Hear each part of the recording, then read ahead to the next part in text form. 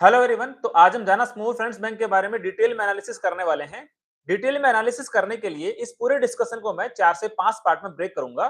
First हम लोग ये जानने की कोशिश करेंगे कि बैंक की मैनेजमेंट ने एफआई 27 के अंदर अपने बिजनेस को किस तरह से ग्रोथ करने का गाइडेंस दिया था। देन एक्चुअली क्वार्टर 1 एफआई 27 के रिजल्ट के अंदर किस तरह की डिलीवरी हुई है, जो गाइडेंस दिया था क्या उसको अंडर अचीव किया है या फिर उसको ओवर अचीव किया है, उसके बारे में डिस्कस करेंगे। देन जो बैंक की मैनेजमेंट तरफ से जो कॉन्कॉल हुई है क्वार्टर 1 के रिजल्ट के बाद में, उस कॉन्कोल के क्या-क्या मेजर हाइलाइट्स हैं, उसके बारे में डिस्कस करेंगे।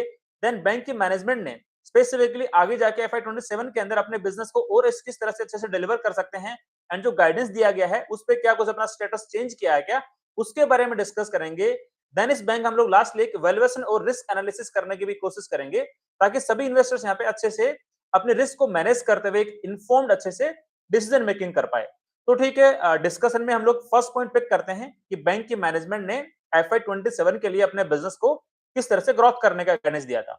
बात कर लेते हैं लोन बुक ग्रोथ के पर्सपेक्टिव से। तो मैनेजमेंट का कहना था कि एफआई 27 के अंदर हमारी लोन बुक लगभग 19 से 21% के बीच में हमारी लोन बुक ग्रोथ करेगी। बात करें प्रॉफिटेबिलिटी के पर्सपेक्टिव से, तो मैनेजमेंट का कहना था कि एफआई 27 के अंदर हमारा पैट का ग्रोथ रेट एफआई 26 के कंपैरिजन में लगभग 80% से ग्रोथ करेगा।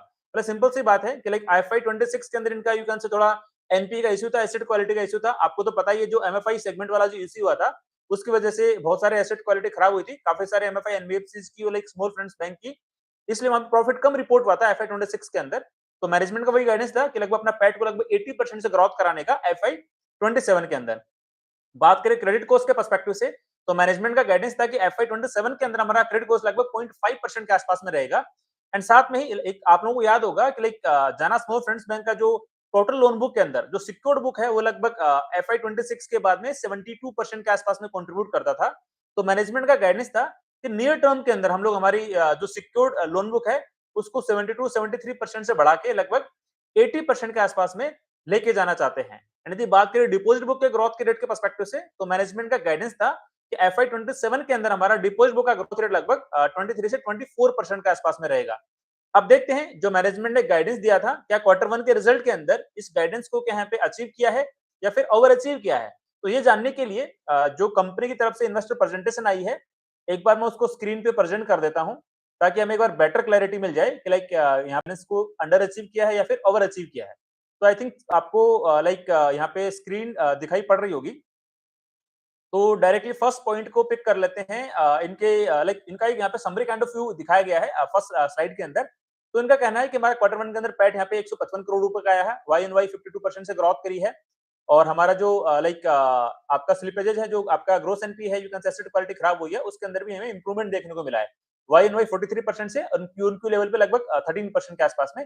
That is great. बात करें क्रेडिट कॉस्ट के पर्सपेक्टिव से, तो मैनेजमेंट का गाइडेंस था लगभग अपने लगभग 0.5% के आसपास का क्रेडिट कॉस्ट यहाँ पे रखने का। एक्चुअल में डिलीवरी 0.45% के आसपास की हुई है। मतलब जो मैनेजमेंट का गाइडेंस था वही यहाँ पे डिलीवरी होता हुआ दिखाई पड़ा है। यहाँ पे लोन बुक की ग्रोथ के पर्सपेक्टिव से बात करें तो 26% का ग्रोथ हुआ है। तो मतलब इनका जो गाइडेंस था 19 से 21% की बेस का, उसको यहाँ पे ओवर अचीव किया है। सिक्योर्ड एसेट्स, सिक्योर्ड बुक की ग्रोथ यहाँ पे लगभग 29% से हुई है। एंड डिपॉजिट बुक के ग्रोथ के पर्सपेक्टिव से बात करें तो यहाँ पे लगभग 22% से ग्रोथ हुआ है, जबकि गाइडेंस इनका 23 से 24% के आसपास का था। मतलब गाइडेंस को यहाँ पे लगभग 1% के आसपास यहाँ पे मिस किया है। एंड यदि कासा बुक की बात करें तो यहाँ पे 31% के आसपास में यहाँ पे ग्रोथ हुई है। एंड साथ में यहाँ पे इन लोगों ने एक और अपना इन्फॉर्मेशन यहाँ पे शेयर किया है कि टीवीएस ग्रुप से इन लोगों ने लगभग 728 करोड़ रुपए का फंड रेज किया है। जून के महीने में 103 करोड़ रुपए रिसीव हो गए अंडर यू कैन से शेयर वारंट जो अंडर प्रेफरेंशियल अलॉटमेंट होता है उस स्कीम के द्वारा। बाकी का पैसा इनको अपकमिंग क्वार्टर्स के अंदर यहाँ पे मिल जाएगा टीवीएस ग्रुप के द्वारा। तो ठीक है, इन समरी हमने एक समरी यहाँ पे देखने की कोशिश करी है। तो यहाँ पे इनका जो गाइडेंस था लोन बुक ग्रोथ के पर्सपेक्टिव, वो भी मैच हुआ है। डिपॉजिट बुक वाला यहाँ पे इनका मैच हो गया है। एंड साथ में जो इनका क्रेडिट कॉस्ट का गाइडेंस है, वो भी यहाँ पे थोड़ा बहुत मैच होता हुआ दिखाई पड़ रहा है। एक बार इनका लाइक नेट इंटरेस्ट मार्जिन का ट्रेंड देख लेते हैं, बिकॉज जो हम लोग डिस्कस करते हैं ना, लाइक जैसे ही आपका सिक्योर्ड बुक बढ़ेगा और आपका अनसिक्योर्ड बुक उस रेट से ग्रोथ नहीं करेगा या फिर डी ग्रोथ करेगा, ओवरऑल बुक के अंदर आपका अनसिक्योर्ड बुक यदि कम होगा तो आपका नेट इंटरेस्ट मार्जिन यहाँ पे इंपैक्ट होगा। तो यार इन लोगों ने क्या किया है, आपका देखो इनका net interest margin like last year के कंपैरिजन में भी यू कैन से डिप तो किया है, like I think sorry dip नहीं, यहाँ पे इंप्रूव हुआ है। 6.6% था लास्ट क्वार्टर 1 के अंदर। इस बार इनका यू कैन से कितना हो गया है, आई थिंक 7.4% के आसपास में हो गया है। तो यहाँ पे देखो 70-80 बेसिस पॉइंट के आसपास में इनका निम यहाँ पे इंप्रूव हुआ है। अब इसके पीछे लॉजिक जानते क्या है। तो देखो पहला लॉजिक तो यहीं पे आपको दिखाई पड़ रहा है, जो इनका कॉस्ट ऑफ फंड है वो 8% से गिर के लाइक आई थिंक 4 या 7.5% के आसपास में आ गया है। मतलब इनका जो कॉस्ट ऑफ फंड है लगभग 60 बेसिस पॉइंट के आसपास में इंप्रूव हो गया है। तो उसका डायरेक्ट इंपैक्ट इनको पड़ गया है नेट इंटरेस्ट मार्जिन को इंप्रूव करने में, लगभग 60 बेसिस पॉइंट के आसपास का। एंड साथ में जो उनका एसेट क्वालिटी जो खराब था लास्ट ईयर क्वार्टर 1 के अंदर आपको पता है, तो उनके जो स्लिपेजेस यहाँ पे इंप्रूव हुए हैं लगभग 43% से, उसका भी इंप्रूवमेंट इनको यहाँ पे साफ-साफ दिखाई पड़ रहा है, जिसकी वजह से ओवरऑल इनका नेट इंटरेस्ट मार्जिन यहाँ पे वाई-ऑन-वाई लेवल पे अच्छा खासा इंप्रूव होता हुआ दिखाई पड़ रहा है। तो यहाँ पे हम लोग ये समझ सकते हैं कि लाइक इनका लाइक एक बार देखना पड़ेगा कि मैनेजमेंट का यहाँ पे गाइडेंस क्या है कॉस्ट ऑफ फंड्स को लेके आगे जाके, एंड क्रेडिट कॉस्ट का गाइडेंस क्या है, उसके बेसिस पे हमें आगे का क्लैरिटी मिल जाएगा कि इनका फर्दर ऑनवर्ड्स आपका जो नेट इंटरेस्ट मार्जिन है वो किस डायरेक्शन में रहेंगे। तो एक अच्छी बात है, लाइक इनका जो आई थिंक आज से लगभग एक डेढ़ 2 साल पहले जब सारी चीजें नॉर्मल थी, उस टाइम पे इनका नेट इंटरेस्ट मार्जिन लगभग 7.5% के आसपास में हुआ करता था। वो यहाँ पे लोग अचीव करते हुए दिखाई पड़ रहे हैं। एक बार और आगे डिस्कस करेंगे कि इनका नेट इंटरेस्ट मार्जिन इतना अच्छा यहाँ पे कैसे इंप्रूव हो गया है। एक बार लाइक जब पीपीटी के अंदर आगे हम स्लाइड में लाइक डिस्कस करेंगे तो और हमें क्लैरिटी मिलेगी। तो हमने एक यहाँ पे समरी पॉइंट ऑफ यहाँ पे देखने की कोशिश करी है। अब बाकी की स्लाइड्स को एक बार मैं गो थ्रू कर लेता हूँ, जहाँ पे इंपॉर्टेंट इन्फॉर्मेशन है उसको एक बार हम लोग गो थ्रू करने की कोशिश करते हैं। तो इनका ये कहना है कि लाइक इनके जो प्रमोटर हैं जाना होल्डिंग्स लिमिटेड और जाना कैपिटल लिमिटेड, उनका कुछ यू कैन से लाइक एनसीडी पेमेंट का इश्यू चल रहा है, डिफॉल्ट वो लोग आ गए हैं। तो इनका कहना है कि लाइक उन पे प्रेशर पड़ रहा है कि लाइक वो जाना स्मॉल फाइनेंस बैंक के स्टॉक्स को शेयर्स को बेचें और उस डिफॉल्ट पेमेंट को यू कैन से पे कर पाएं। तो नेक्स्ट 6 मंथ के अंदर ये लोग शायद में भी स्टेक अपना बेच सकते हैं। और लाइक इनका कहना है कि लाइक मतलब ऑब्वियसली जब शेयर बेचा जाएगा यहाँ पे प्रमोटर के द्वारा, तो यहाँ पे बल्क होल्डिंग है। अभी लगभग इनकी होल्डिंग 16.90% के आसपास में है। पीक टाइम पे 44% के आसपास में यहाँ पे लाइक इनका होल्डिंग था। और लाइक सेबी का इनको लाइक रेगुलेशन है कि यदि आपका यदि लाइक बिलो 10% के आसपास में होल्डिंग रहेगा तो आप नॉन प्रमोटर वाली कैटेगरी में आ जाओगे। ठीक है, मतलब इसका मतलब साफ-साफ दिखाई पड़ रहा है कि जेएचएल को जाना होल्डिंग्स लिमिटेड को अपने कुछ एनसीडी के पेमेंट जो डिफॉल्ट रखे हैं उनको पे करने के लिए कुछ शेयर होल्डिंग बेचनी पड़ेगी फर्दर कुछ क्वार्टर्स के अंदर। सो लाइक ये है सच। और नेक्स्ट स्लाइड के अंदर चलते हैं, राइट। इसके अंदर लाइक इनका कासा बुक का यहाँ पे वो लाइक निम्स कैसे इंप्रूव हुए उसके बारे में यहाँ पे कुछ कुछ फोकस किया जा रहा है। तो यहाँ पे आप देख पा रहे होंगे जो उनका कासा बुक है ना 31% से ग्रोथ किया। और आपको पता है जब कासा बुक आपका ग्रो करता है ज्यादा, उसकी वजह से आपके कॉस्ट ऑफ फंड्स गिर जाते हैं। तो यहाँ पे आप देखो कॉस्ट ऑफ फंड्स जो लास्ट ईयर लगभग 8% के आसपास में थे क्वार्टर 1 के अंदर, अभी गिर के कितने हो गए 7.40% के आसपास में। तो 60 बेसिस पॉइंट का तो इंप्रूवमेंट डायरेक्टली इनके कॉस्ट ऑफ फंड्स के कम होने की वजह से आ गया है। और इनका नेट इंटरेस्ट मार्जिन तो हमने ऑलरेडी वैसे डिस्कस कर ही लिया, 6.6% से लगभग 7.5% के आसपास पहुंच गया है प्री कोविड लेवल के आसपास में। सिक्योर्ड एसेट्स इनके लगभग 29% से ग्रोथ करें, क्यूएनक्यू बेसिस पे 4% से ग्रोथ करें। सिक्योर्ड बुक अभी 73% के आसपास हो गई इनकी। अनसिक्योर्ड लोन बुक की ग्रोथ की बात करें तो लाइक आपका क्यूएनक्यू बेसिस पे 2.8% से पोर्टफोलियो ग्रोथ किया है और वाई ऑन वाई लगभग 18% से ग्रोथ किया है। और 80% जो इनकी अनसिक्योर्ड बुक है वो सीजीएफएमयू स्कीम के तहत रजिस्टर हो गई है। मतलब जो हमने डिस्कस किया ना लाइक आपका सूर्योदय स्मॉल फाइनेंस बैंक वाले केस के अंदर कि around 99% of the unsecured book is registered with CGFM scheme. तो यहाँ पे लाइक इनका भी अराउंड 80% वहाँ पे रजिस्टर हो गया है। अच्छी बात है, लाइक आगे जाके इनका कोई बड़ा एनपीए बनेगा तो एनपीए तो बन जाएगा, बट अपकमिंग क्वार्टर्स के अंदर जब इनको वापस वो पैसा रिफंड मिलेगा आपके सीजी सेंट्रल गारंटी प्रोग्राम के तहत, तो इनके किसी न किसी अदर इनकम में वो पैसा आके इनको प्रॉफिटेबिलिटी में लाइक कन्वर्ट हो जाएगा।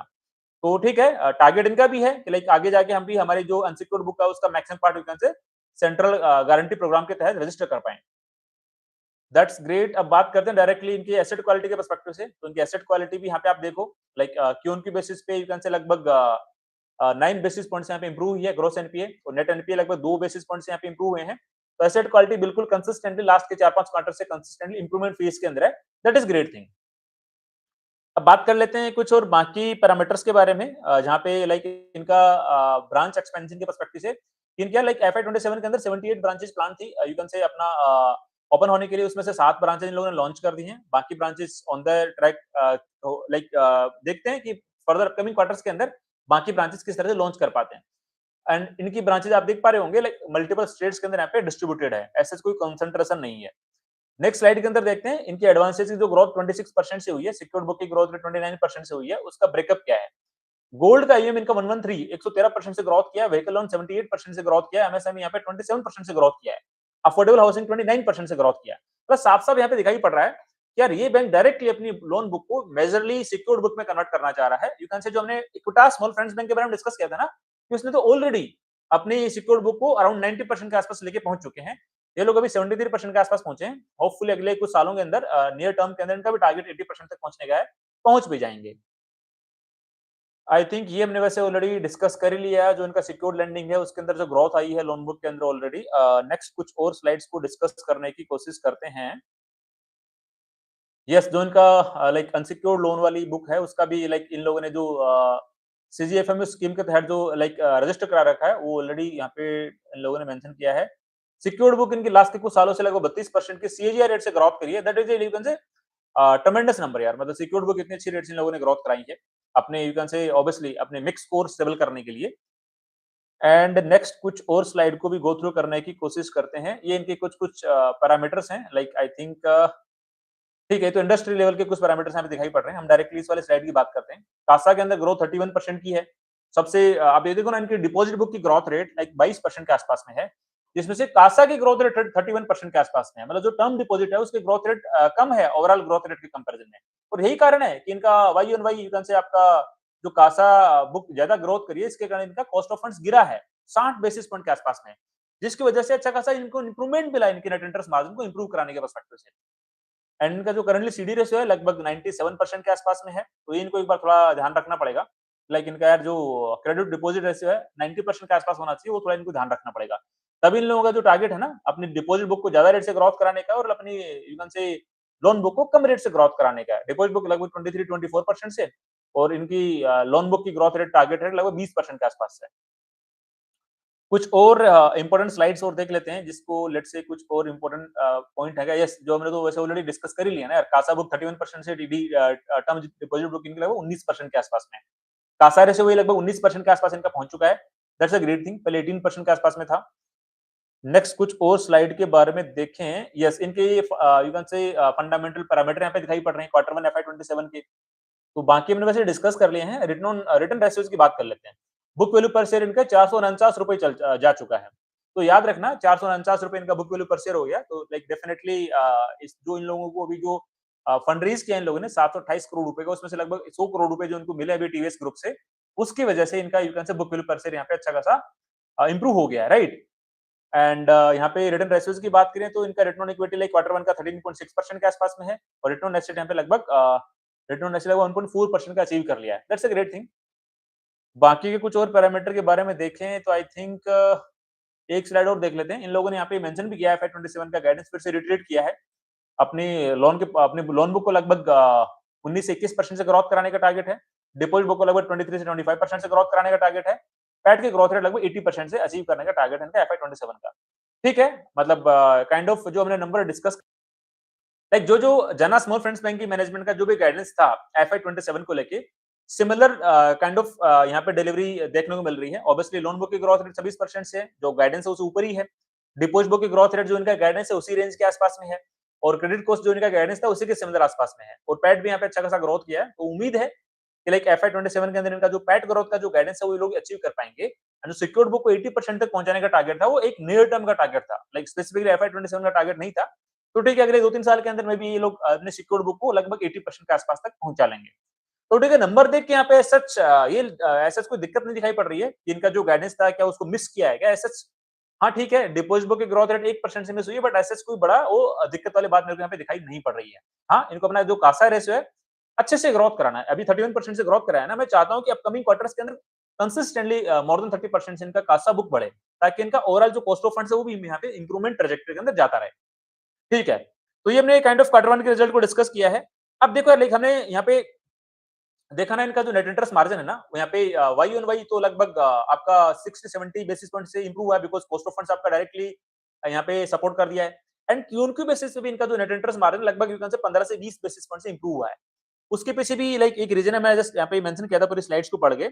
इनका लाइक कॉस्ट ऑफ फंड्स लगभग 10 बेसिस पॉइंट्स यहाँ पे इनका इंप्रूव हुआ है। एंड साथ में जो इनका लाइक जो अनसिक्योर्ड लेंडिंग है फिर से इन लोगों ने अच्छी खासी करी है, लाइक क्वार्टर 1 में करना स्टार्ट कर दिया, जिसकी वजह से यू कैन से इनका अच्छा खासा यील्ड बना है। तो वो डायरेक्टली इंप्रूवमेंट किया है इनके ओवरऑल लोन बुक के यील्ड पे। तो वहां से कुछ कंट्रीब्यूशन आया 10 बेसिस पॉइंट के आसपास का, तो ओवरऑल मिला के वही 15 से 20 बेसिस पॉइंट के आसपास का क्यू ऑन क्यू बेसिस पे इनका नेट इंटरेस्ट मार्जिन के अंदर इंप्रूवमेंट दिखाई पड़ा है। ठीक है, अब एक बार इनके जो कॉनकॉल के मेजर हाइलाइट्स हैं उनको एक बार डिस्कस कर लेते हैं। तो कॉनकॉल के अंदर तो वही मैनेजमेंट बड़ा खुशी होकर बोल रहे थे कि लाइक हमारा जो प्री स्ट्रेस टाइम पे जो हमारा नेट इंटरेस्ट मार्जिन हुआ करता था लगभग 7.5% के आसपास में, उसको हमने अचीव कर लिया। That's a great thing. हम चाहते हैं कि लाइक अपकमिंग क्वार्टर्स के अंदर ये चीज मेंटेन रहे। बट हाँ, जब नेक्स्ट साइकिल आएगा, एमएफआई वाला साइकिल आएगा, तो फिर से ये वाली दिक्कत तो देखने को पड़ेगी इस बैंक को, बिकॉज़ अभी भी इनका लगभग 25 26-27% के आसपास में अनसिक्योर्ड बुक है, टोटल लोन बुक का। तो इट्स यू कैन से एक साइक्लिकल नेचर है आपका एमएफआई सेगमेंट का, आपको तो ऑलरेडी पता ही है। तो फिर से झेलना पड़ेगा इनको जब वो साइकिल खराब होगा तो, बट जब तक साइकिल अच्छा चलता है, मे बी 5 क्वार्टर चले, 4 क्वार्टर चले या फिर 6 क्वार्टर चले, हमें नहीं पता कब तक चलेगा, बट तब तक सारे स्मॉल फाइनेंस बैंक यहाँ पे एन्जॉय करेंगे, अपनी पार्टी करेंगे, राइट? और इनका ये भी कहना था कि फंड रेज़ किया है 728 करोड़ रुपए के आसपास का। अच्छी बात है, डेफिनिटली वो सपोर्ट करेगा इनकी बुक वैल्यू पर शेयर को यहाँ पे इंक्रीज़ कराने में। एंड इन लोगों ने एक नया प्रोडक्ट लॉन्च किया है, लोन अगेंस्ट यू कैन से शेयर्स, जो अपन इक्विटी पोर्टफोलियो के अंदर स्टॉक्स या शेयर्स रखते हैं ना, उसके अगेंस्ट में लाइक इन लोगों ने अपना लोन देने का नया पोर्टफोलियो लॉन्च किया है। और लाइक 80% सेंट्रल गारंटी प्रोग्राम के तहत रजिस्टर्ड हो, तो हमने वैसे डिस्कस कर ही लिया था माइक्रो फाइनेंस वाली बुक के बारे में। इन लोगों ने एक बहुत अच्छी बात बोली है, एफआई 27 का जो गाइडेंस है ना इनका, उसके अंदर एक चीज और ऐड करी है कि हमारा जो कॉस्ट ऑफ फंड्स है ना, वो लगभग 7.40% के आसपास में रहेगा। तो मेरा तो ऐसा मानना है, जैसे इनका कासा बुक और अच्छे से ग्रो करेगा ना, तो डेफिनेटली इनका कॉस्ट ऑफ फंड्स और इंप्रूव होगा। एंड यदि नेट इंटरेस्ट मार्जिन की बात करें, तो इनका वही गाइडेंस है, लगभग 7.5% के आसपास में अचीव करने का। और क्रेडिट कॉस्ट का गाइडेंस भी लोगों ने मेंटेन रखा है 0.45% के आसपास में। ठीक है, एक अच्छी बात है। लाइक जो इनका प्रेजेंटेशन के अंदर जो गाइडेंस था, वो एक मोटा-मोटी 2-3 पैरामीटर पे था। 3 पैरामीटर पे हमें और गाइडेंस मिल गया इनकी क्वार्टर 1 की कौन-कौन से, राइट? बात करते हैं, इनका ये भी कहना है कि वेस्ट एशिया जो वॉर चला है, ईरान यूएसए वॉर चला है, लाइक जो अल नीनो जो इम्पैक्ट आएगा, यू कैन से बारिश कम हो रही है, उसका हमारे एसेस बिजनेस पे कोई इम्पैक्ट नहीं पड़ा है, बिकॉज़ इनका लोन बुक भी ग्रोथ किया है। साथ में इनकी एसेट क्वालिटी बिल्कुल स्टेबल दिखाई पड़ रही है। इनका कहना है कि गोल्ड लोन हमारा एलटीवी लगभग 64% के आसपास में है, बिल्कुल अच्छी बात है। ऐसे जिनको दिक्कत नहीं झेलनी पड़ेगी बाद में, बट बिकॉज़ क्वार्टर 1 के अंदर इनका गोल्ड लोन का बुक लगभग 120% के आसपास में जंप किया है। तो यदि 64% का इनका LTV, that's a great thing यार। मतलब यदि गोल्ड के प्राइसेस यहाँ से भी लगभग 25, 30, 35% गिरते हैं, तो भी इनके पास लिवरेज है। मतलब अच्छा खासा सपोर्ट है यहाँ पे। और इनका ये कहना है कि लाइक इनसे पूछा गया कि आपका जो एमएफआई वाला बुक है, अनसिक्योर्ड बुक है, उसको एफआई 27 के अंदर कितने रेट से ग्रोथ करने का गाइडेंस है। तो लगभग इन्होंने 12, 13, 14% के आसपास से ग्रोथ करने का गाइडेंस बताया है। मेजरली फोकस रहेगा इनका सिक्योर्ड बुक को ज्यादा ग्रोथ कराने पे। एंड कासा रेशियो का इनका गाइडेंस लगभग 20% के आसपास में ही रहेगा। एंड एक और इनसे चीज पूछी गई कि लाइक जो प्रमोटर का यू कैन से जो डिफॉल्ट हुआ पेमेंट में, एनसीडी कुछ एनसीडी बोरोविंग जो करी थी वहां से, तो इनका कहना है कि प्रमोटर का हमारे ऑपरेशन से कोई लेना देना नहीं है। मतलब जो जना होल्डिंग्स लिमिटेड है, उसका जो भी उसके डायरेक्टर हैं, वट जो भी लोग हैं, उसका जना स्मॉल फाइनेंस बैंक के यू कैन से ऑपरेशन से कोई लिंक नहीं है। उन्होंने बोला कि 2022 तक जो हमारा जना होल्डिंग्स है, उसी की तरफ से कैपिटल इन्फ्यूजन होता था। पर जब से आईपीओ आया है, उसके बाद से ऐसा कोई हमारा कैपिटल इन्फ्यूजन नहीं हुआ है उस यू कैन से होल्डिंग प्रमोटर होल्डिंग के द्वारा। तो ऐसे उनका कोई इंटरफेरेंस भी नहीं है हमारे ऑपरेशंस के अंदर, और ना ही हमारा कोई इंटरफेरेंस है उनके ऑपरेशंस के अंदर। तो पिछले 3-4 साल से बिल्कुल सेपरेटेड एंटिटी है। तो ठीक है, मतलब उनके जो पेमेंट के डिफॉल्ट्स के इश्यूज का हमारे जाना स्मॉल फाइनेंस बैंक के ऑपरेशन पे इंपैक्ट बिल्कुल नहीं पड़ेगा, और हमारी क्रेडिट रेटिंग भी बिल्कुल बिल्कुल एकदम बिल्कुल स्टेबल है, इसमें ऐसे कोई दिक्कत वाली बात नहीं है। डिफॉल्ट उन्होंने किया है, तो वो लोग यू कैन से जाना स्मॉल फाइनेंस बैंक के अंदर जो होल्डिंग है, उसको ट्रिम करेंगे, उसको बेचेंगे, बिलो 10% पे लाएंगे। उसके बाद वो भी एज ए पब्लिक कैटेगरी के ही पार्ट बन जाएंगे, तो नॉन प्रमोटर कैटेगरी पार्ट बन जाएंगे। तो ठीक है, अगले कुछ क्वार्टर के अंदर में भी यहाँ पे सेलिंग प्रेशर आपको दिखाई पड़ सकता है इनके प्रमोटर एंटिटी के द्वारा। तो ये मैंने बात करी इस कॉनकॉल के मेजर हाइलाइट्स के बारे में। अब एक बार इस बैंक का थोड़ा रिस्क और वैल्यूएशन एनालिसिस करने की कोशिश करते हैं। तो रिस्क के पर्सपेक्टिव से तो बात यही है, लाइक यहाँ पे आपको पता ही है कि प्रमोटर अच्छे खासे होल्डिंग बेचेगा, तो यहाँ पे हल्का फुल्का प्रेशर दिखाई पड़ सकता है। बट वो शॉर्टर टर्म की बात है, ऐसे कोई लॉन्गर टर्म में यहाँ पे इश्यू नहीं दिखाई पड़ेगा। हाँ, थोड़ा नियर टर्म लॉन्गर टर्म की बात करें, तो इनका जो एमएफआई वाला बुक है, वो भी लगभग 26, 27, 28% के आसपास में है। तो यदि अभी तो इन लोगों ने बोला है मैनेजमेंट ने कि अल नीनो इफेक्ट का हमारे बिजनेस ऑपरेशन पे कोई इम्पैक्ट नहीं पड़ा है।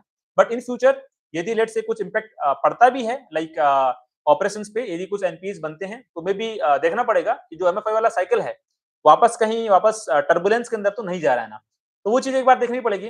देखते हैं मतलब किस तरह से चीजें टर्न आउट होती है। बट हमें पता है लाइक जो एमएफआई वाला साइकिल होता है, ऐसा मतलब एमएफआई का सेगमेंट साइक्लिकल नेचर रहता है।